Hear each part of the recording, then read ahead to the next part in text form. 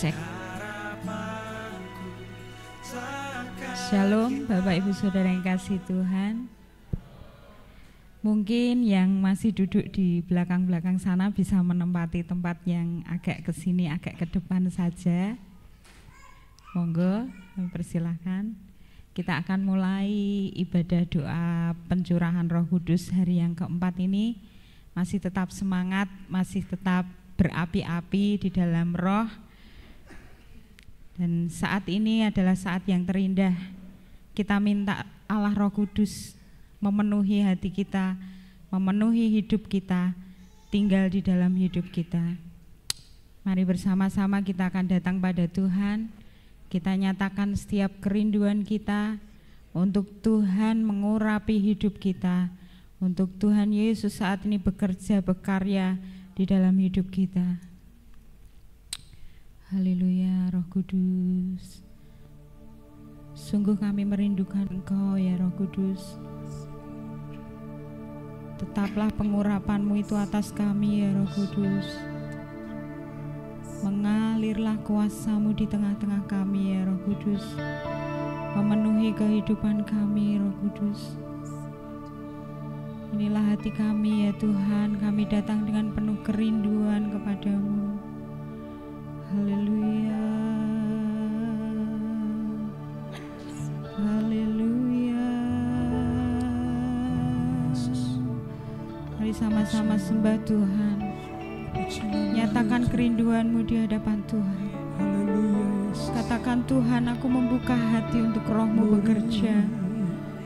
Tuhan, aku membuka hati untuk pengurapan yang baru.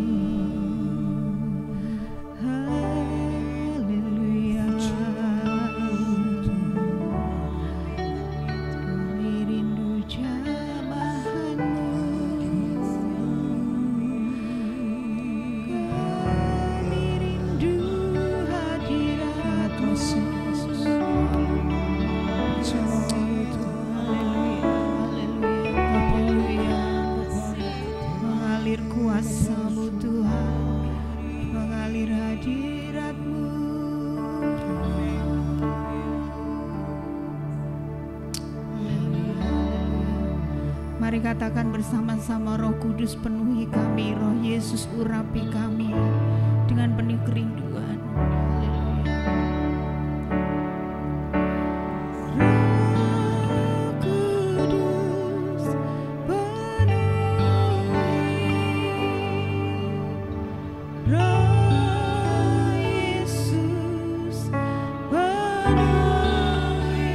Jamalah setiap hati kami.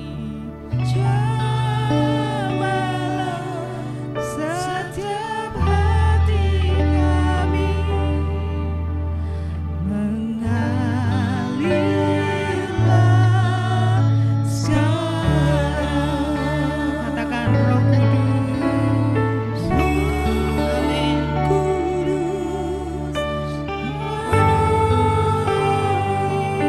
Roh Yesus, Engkau mengurapi setiap kami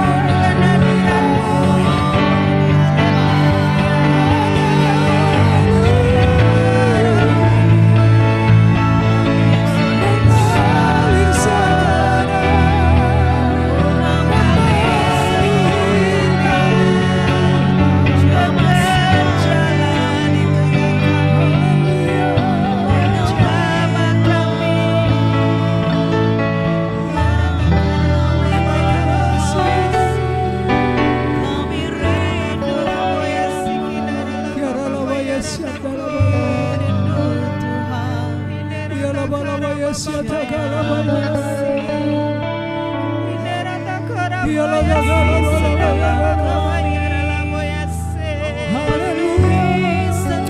kami kudus hadir, Roh Kudus menjamah. Terima kasih.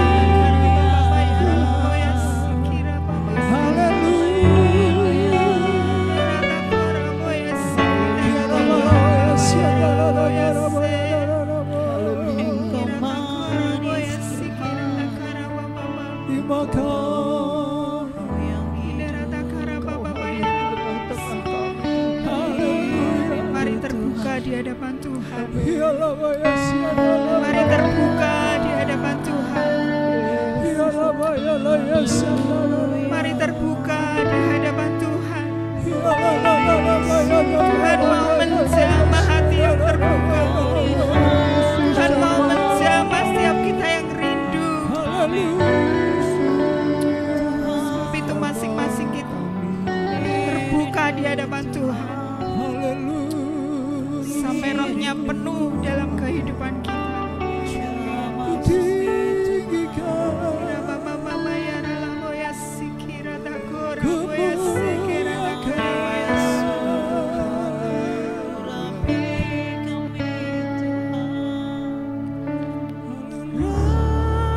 Aku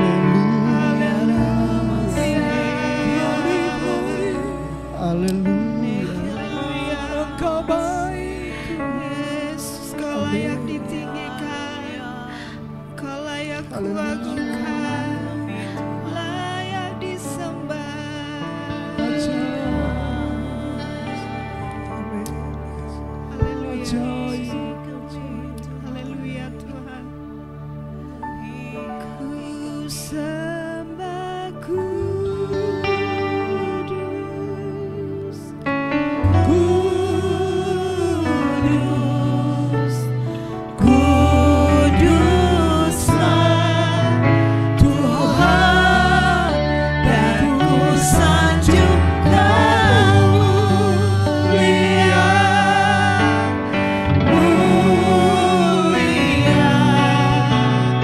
bagi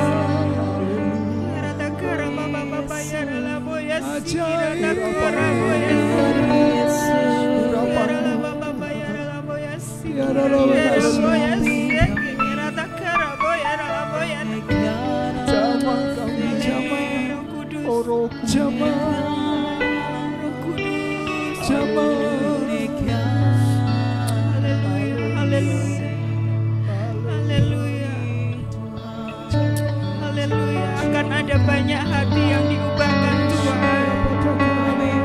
Akan ada pemulihan. Akan ada berkat melimpah ketika kita dengan sungguh-sungguh menyembah dan mencari hadirat Tuhan. Amin.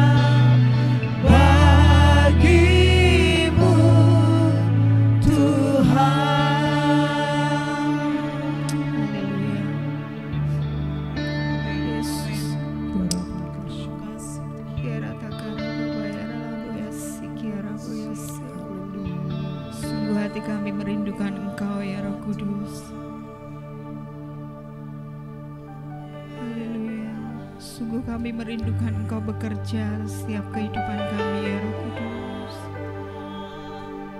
Engkaulah yang sanggup memulihkan, sanggup mengubahkan.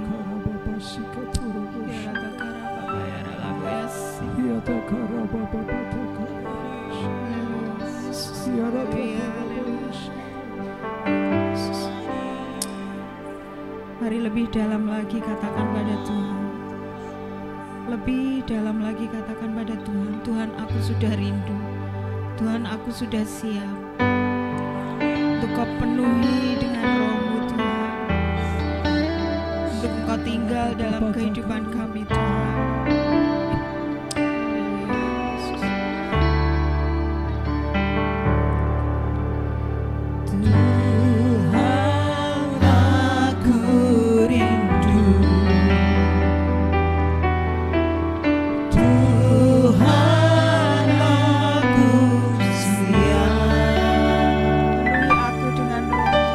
Penuhi aku dengan Roh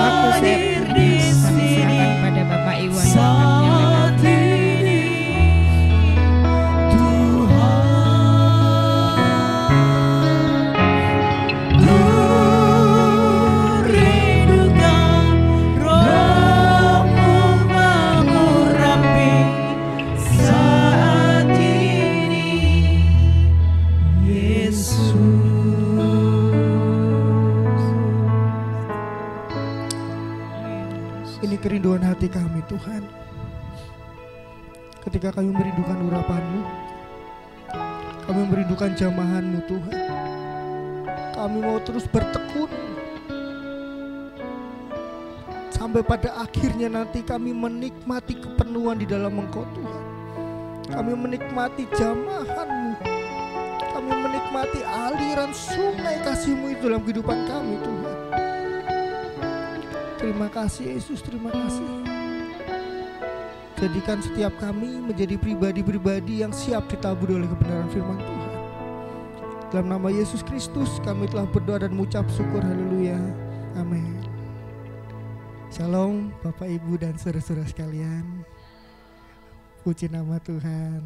Sekarang hari yang keempat. Puji nama Tuhan.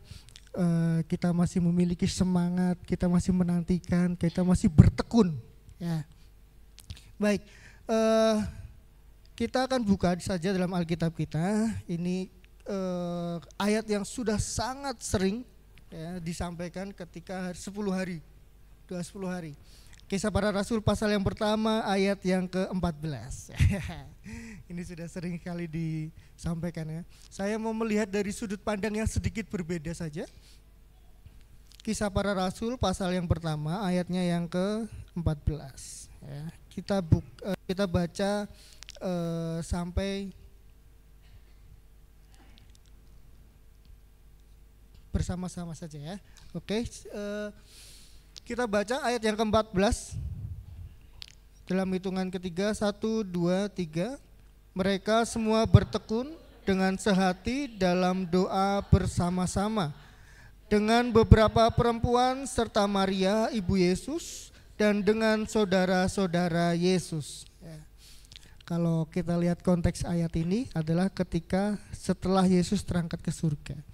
Tema pada hari keempat ini adalah ketekunan mengalahkan tekanan. Wih, apa itu? Ketekunan mengalahkan tekanan. Ya. Di sini kalau kita lihat Bapak Ibu yang dikasihi oleh Tuhan, ya.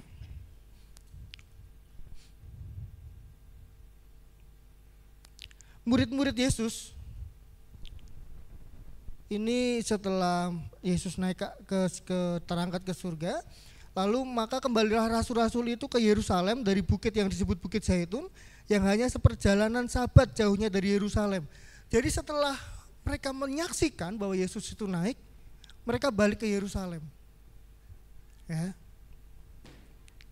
Lalu setelah mereka tiba di kota, naiklah mereka ke ruang atas tempat mereka menumpang. Mereka itu ialah Petrus dan Yohanes, Yakobus dan Andreas, Filipus dan Thomas, Bartolomeus dan Matius, Yakobus bin Alfeus dan Simon orang Zelot, dan Yudas bin Yakobus. Mereka semua bertekun dengan sehati dalam doa bersama-sama. Wah, kalau kita jadi murid Yesus ini seperti yang dikotbahkan Om kemarin, rasanya kelangan neng stasiun apa ya, balapan itu, dadah sayang gitu kalau nggak salah ya lagunya gitu, selamat jalan gitu kan. Ketika Yesus naik ke atas lu pada dadah gitu ya, dadah gitu. Tapi setelah mereka sampai ke Yerusalem, mereka mau ngapa? Terus gimana? Apa yang terjadi pada kami? Padahal di dalam ayat yang ke-6 mereka bertanya kepada Yesus loh. Maka bertanyalah mereka yang berkumpul di situ, Tuhan, maukah Engkau pada masa ini memulihkan kerajaan bagi Israel? Mereka sudah ngarep-ngarep. Mereka sudah sangat berharap. Mereka sudah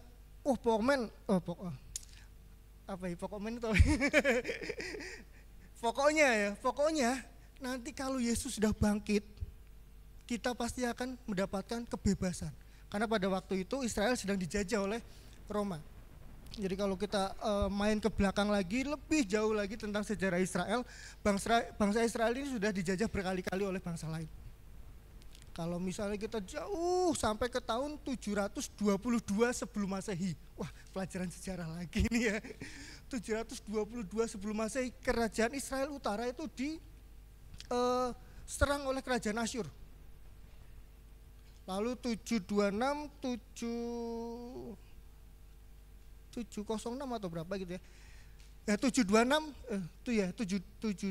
atau 722 bangsa Israel Utara ini diserang oleh bangsa Asyur. Kemudian pada tahun 586 sebelum Masehi berarti kalau Masehi itu kan dihitung mundur gitu ya. Sebelum Masehi, bangsa Israel Selatan itu juga dihancurkan oleh bangsa Babel. Mereka akhirnya diangkut menuju ke pembuangan. Sampai runut ceritanya mereka dijajah oleh bangsa Romawi. Lalu datanglah Yesus. Wah, udah seneng banget nih. Wah, Mesias sudah datang nih. Yang bakal membebaskan kami sudah datang nih. Lah kok dilalai malah mati. Oh ya betul, mati ya, meninggal. Pada hari yang ketiga bangkit pula. Tapi setelah bangkit enggak membebaskan, malah terangkat ke surga. Sepertinya harapannya sudah enggak ada lagi harapan nih. Udah enggak ada lagi harapan nih. Tapi hebatnya ini yang akan kita sama-sama pelajari, akan kita sama-sama contoh dari para murid. Di dalam ayat yang ke-14, mereka semua bertekun. Mereka bertekun. Ketekunan ini musuhnya sebenarnya bukan dari luar.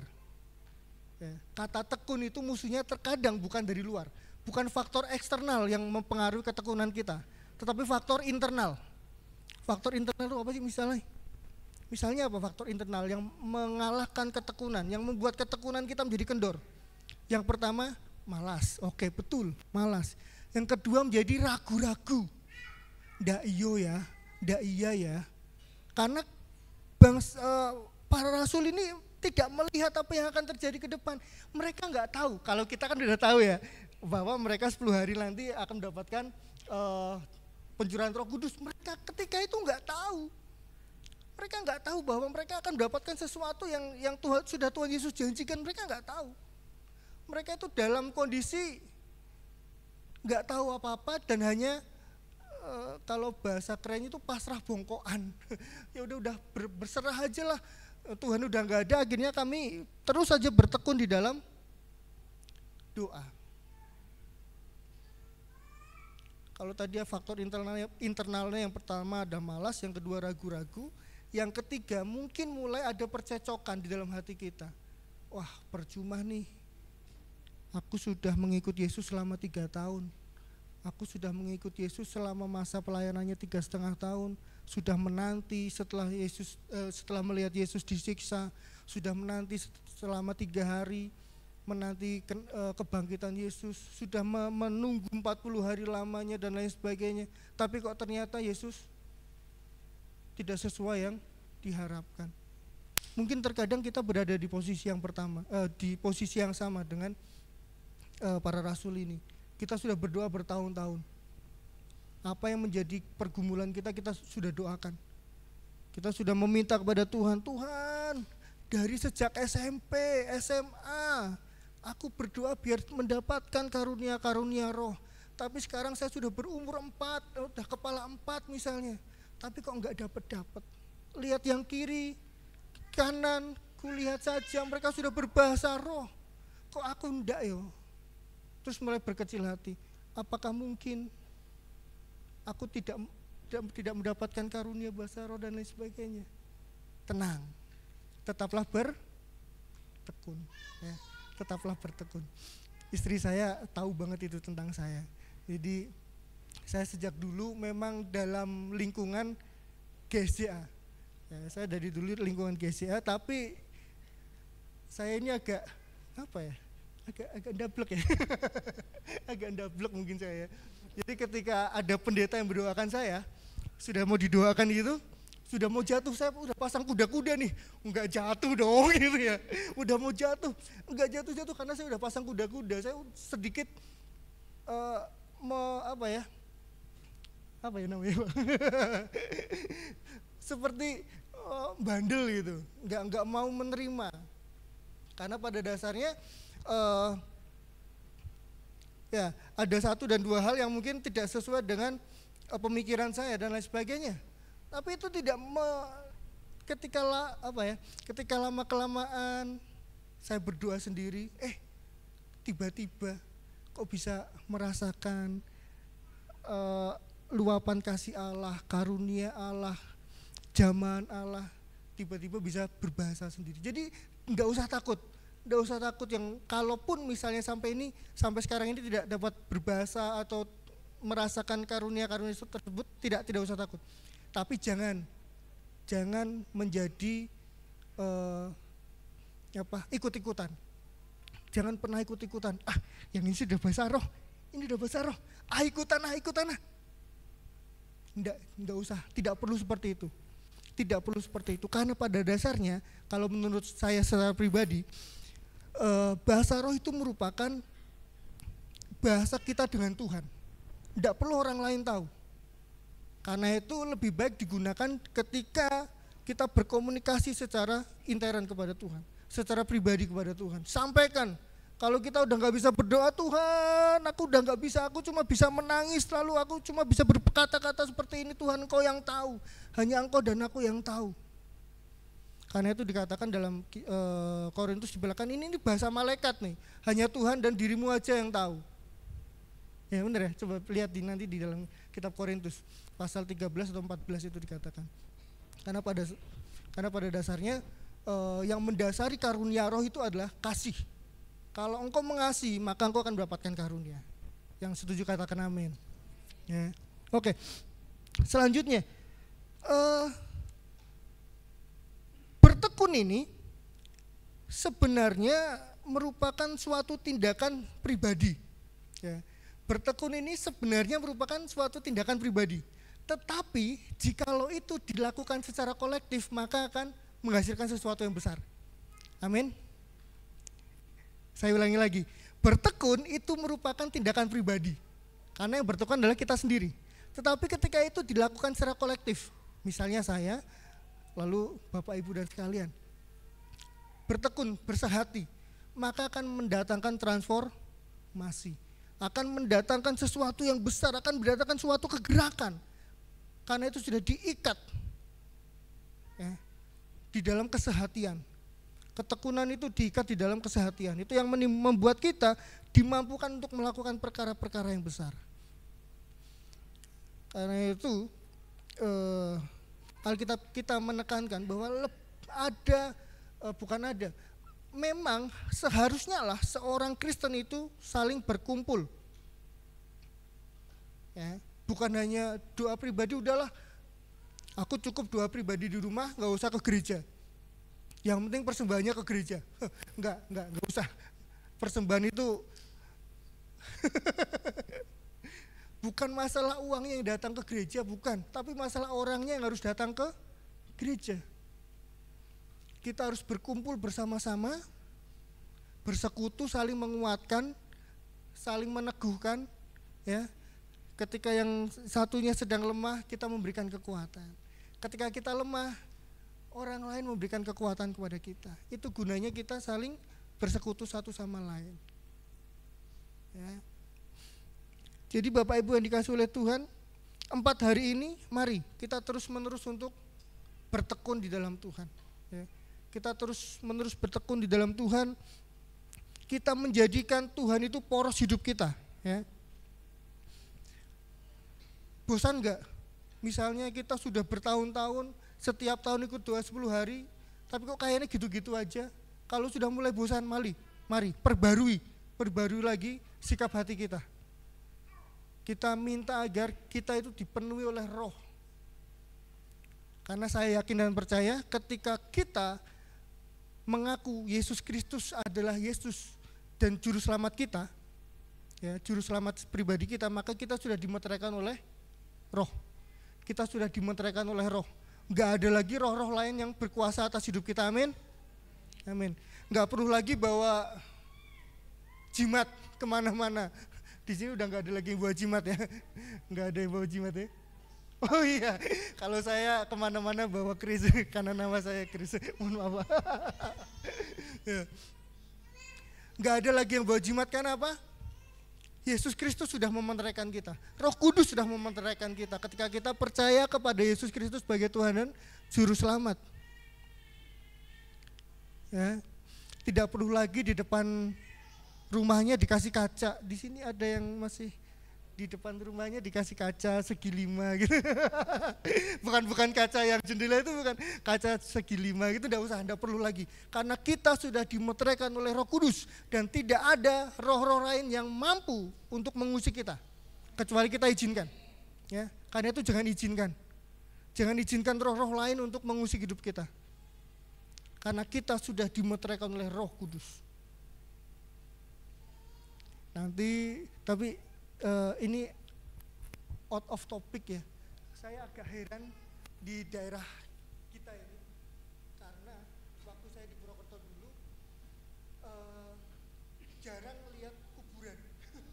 Jarang lihat kuburan karena satu tempat mungkin satu desa satu kuburan. Tapi ketika saya di Ambarawa ini, jalan dikit belok kiri, kuburan, lurus, loh kok kanan kuburan lagi. Kalau kita tidak berada di dalam Kristus dan kita tidak meyakini bahwa kita itu dimeteraikan oleh Yesus, dikit-dikit kita mikir, wah ono sing ngintili aku iki, wah ono sing ngikuti aku ini, dan lain sebagainya. Karena kita tidak meyakini bahwa kita sudah dimeteraikan oleh Roh. Jangan biarkan, jangan buka pintu sekecil apapun untuk roh yang lain. Ya. Jangan biarkan kita membuka sedikit pun untuk roh-roh yang lain. Ya. Baik itu melalui ya kesukaan orang kan beda-beda ya. Ada yang sukanya lihat musik, ada yang sukanya lihat lain sebagainya. Ada juga yang sukanya melihat kesenian tradisional. Tapi terkadang ketika kita membuka sedikit celah, kita ngelamun, kita membuka sedikit pintu untuk roh-roh yang lain itu masuk, maka Bapak Ibu yang dikasihi oleh Tuhan, kita harus membayar mahal. Kita harus membayar mahal. Apalagi kalau kita sampai berani merdukun, wah bahaya sekali. Karena itu harus anak kita, cucu kita, cicit kita, apalagi bapaknya cicit apa ya?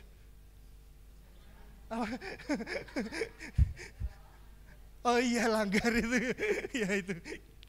Saya kurang paham itu ya. Ya hati-hati, itu harus diputus. Kalau misalnya orang tua kita dulu pernah main kuasa-kuasa yang lain, ayo putuskan. Bilang ke diri kita, kita sudah dimeteraikan oleh Roh, gak ada lagi yang bisa mengganggu saya. Geruduk, itu suara kucing. Tenang, bukan suara yang lain-lain. Apalagi di tempat saya itu kan di dekat hutan ya, suaranya kadang-kadang aneh-aneh aja. Kayak ada orang ketawa, ternyata itu ayam hutan. Ayam hutan kan ketawanya kayak gitu kan, kayak orang ketawa gitu. Ya begitulah. Ya, balik lagi ke sini, bahwa Bapak Ibu yang dikasihi oleh Tuhan, marilah di dalam masa 10 hari ini kita bertekun dalam Tuhan. Kita bertekun, kita sehati, ya. Kita membawa hidup kita untuk menikmati karunia-karunia Roh, untuk menikmati lawatan Tuhan. Tidak usah mengharapkan sesuatu yang lain. Yang penting kita merasakan puas dulu aja. Mau menangis silahkan, ya. Mau meluapkan unek-unek silahkan. Tapi tetap harus ada marginnya, harus ada batasnya, tetap ada batasnya, sehingga tidak mengganggu orang lain. Boleh, sangat boleh. Ini adalah waktu yang tepat untuk kita kembali memperbarui hubungan kita dengan Tuhan. Kalau di dalam kehidupan berkasih mesra itu yang namanya cinta mula-mula. Waduh, jatuh cinta pada orang yang sama. Itu susah ya. Susah gak sih? Enggak dong, enggak susah dong. Nanti kalau susah saya dimarahin orang yang pakai jaket biru. Enggak, saya bercanda. Ya. Mari kita bangun kembali cinta mula-mula kita kepada Allah melalui bertekun dan terus bertekun apapun yang terjadi. Mari kita buka kitab kita. Saya serahkan kepada Bapak Pendeta Christopher Lalang. Puji Tuhan. Kita percaya bahwa dalam ketekunan kita selalu akan mendapatkan hasil. Sebab jerih lelah kita di dalam Tuhan tidak akan pernah sia-sia. Amin. Amin. Apapun keadaan saudara, pada malam hari ini engkau datang dengan keluh kesah, engkau datang dengan pergumulan, datang dengan sakit, percayalah bahwa ketika kita setia tekun, maka Tuhan akan menyatakan cintanya kepada kita. Haleluya. Sekali Yesus, tetap Yesus jadi pilihan hidupku. Haleluya, haleluya, haleluya. Terima kasih Tuhan. Dalam segala keadaan, waktu berlimpah maupun kurang, tetap Yesus yang mempesona hatiku. Dia beri dan kesempatan baru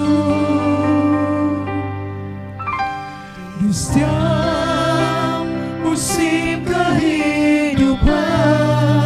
Waktuku kuat, waktu ku kuat maupun lemah, tetap Yesus yang mempesona hatiku.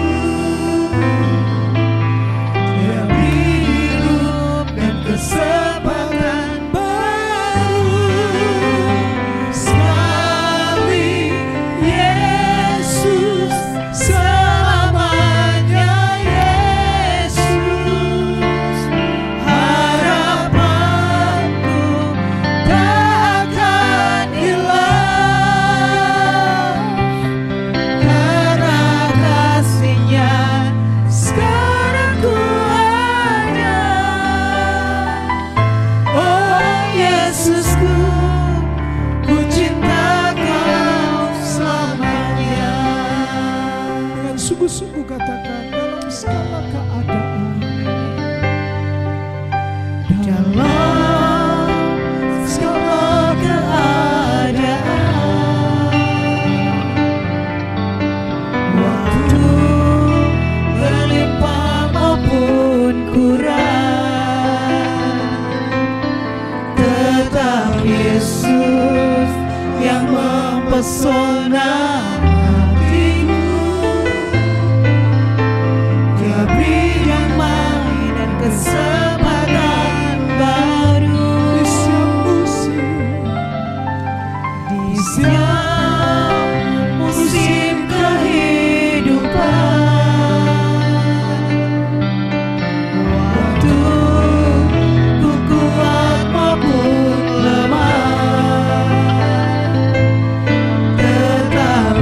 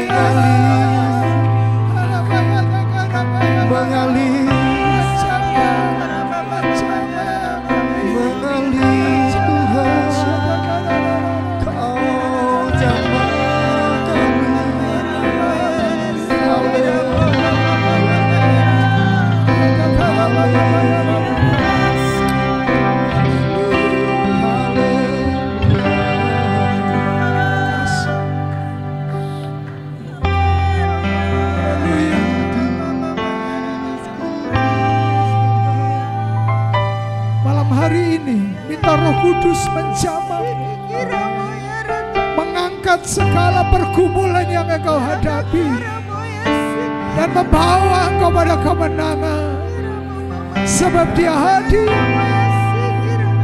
dia siap menolong hidup. Haleluya.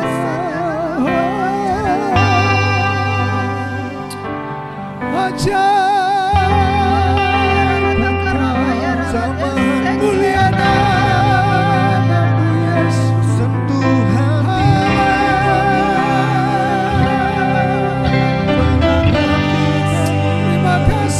Yesus.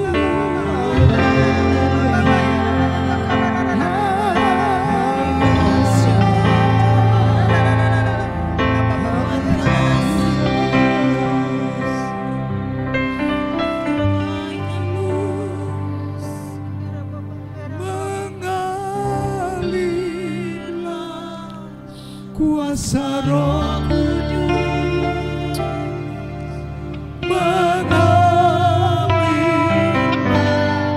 di tempat ini, mengalirlah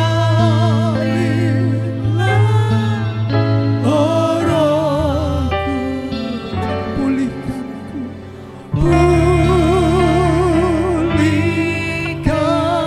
mengalir,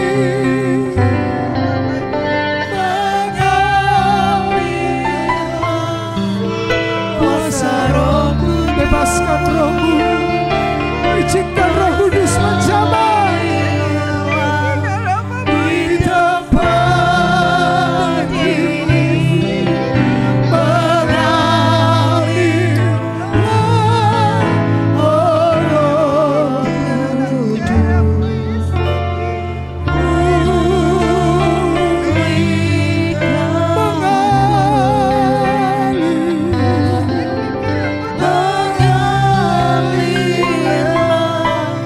kuasa Roh Kudus mengalirlah di tempat ini, mengalirlah oh Roh Kudus, pulihkanku.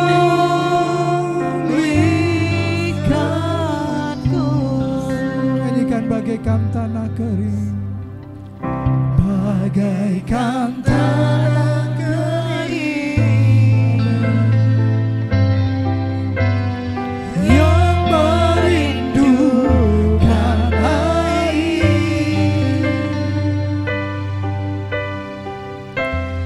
demikianlah jiwaku haus akan Engkau. Ku rindu selalu, ku rindu selalu hadirmu di hidupku, memulihkan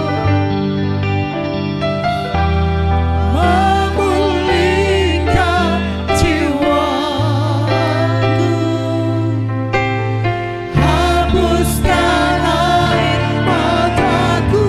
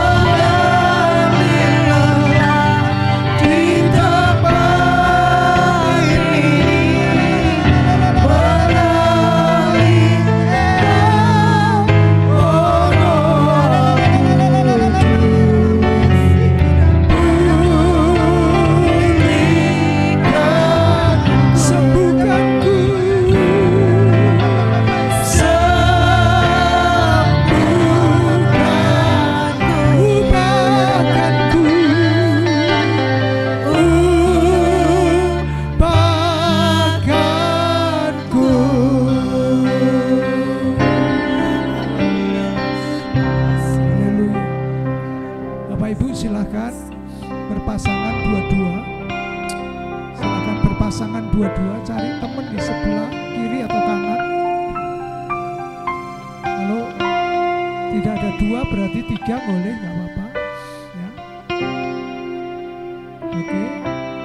Lalu mulai tanya apa yang bisa dibantu dalam doa.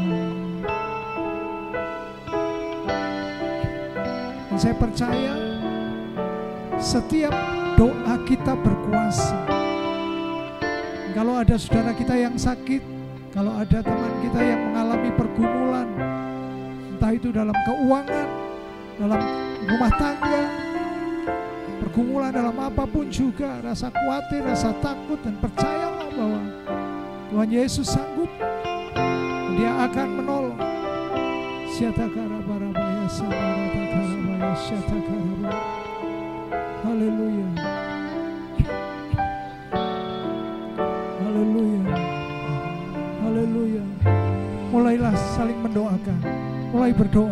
Tiapata kata karabaya syatakarabaya. Sikiri darapata kata karabaya syatakarabaya. Shekete kere bata karababa bata karababa kalabata karabalawaya santara. Yala takarababa bata karabaya la takarabaya syata kere. Yala baba kalabaya santara. Haleluya, haleluya, haleluya. Sikata karababa karabalawaya. Haleluya, haleluya, haleluya. Syata karabaya. Ya Bapa Patakarabaya Santara Takarabaya Santara.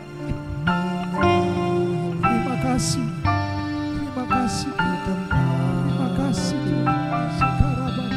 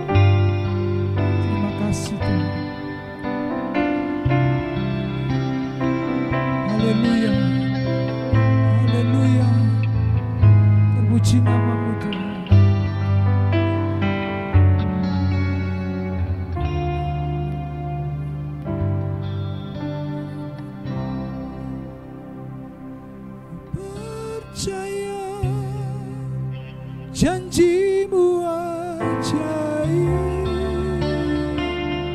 terukir dalam kehidupanku. Ku berserah di dalam kekuatan, hanya Kau segalanya bagiku. Ku percaya janjimu ajaib terukir dalam kehidupanku. Ku berserah di dalam kekuatan-Mu. Ku sama-sama yakini dan nyanyikan pujian ini. Ku percaya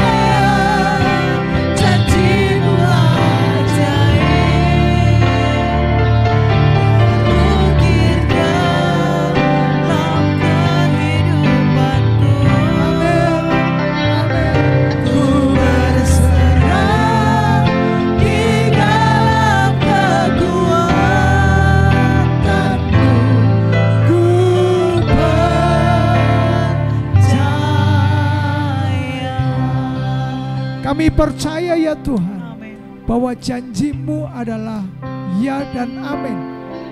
Engkau pasti menggenapi janji-Mu. Dan malam hari ini ketika kami berseru, kami memohonkan untuk saudara-saudara kami, maka kami percaya mujizat Allah dinyatakan, berkat Tuhan dilimpahkan, kesembuhan terjadi. Oleh karena Tuhan mendengar setiap seruan doa kami malam ini. Terima kasih Tuhan Yesus, terima kasih. Bapak, kami mengucap syukur dan menyerahkan hidup kami sepenuhnya dalam tangan kuasa-Mu, sebab Engkau pemilik hidup kami ya Tuhan. Terpujilah nama-Mu Bapa, dalam nama Tuhan Yesus kami berdoa. Haleluya, Kimala Elohim.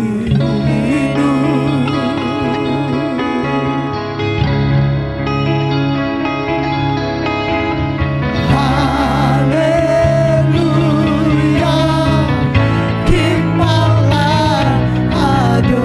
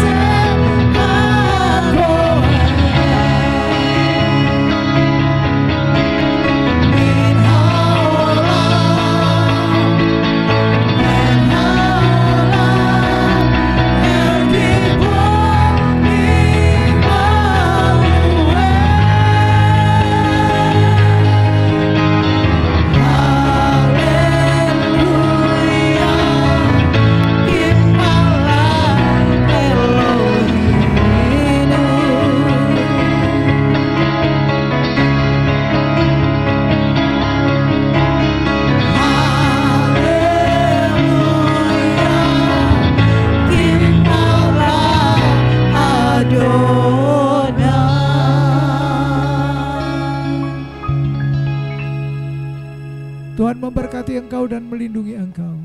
Tuhan menyinari engkau dengan wajah-Nya dan memberi engkau kasih karunia.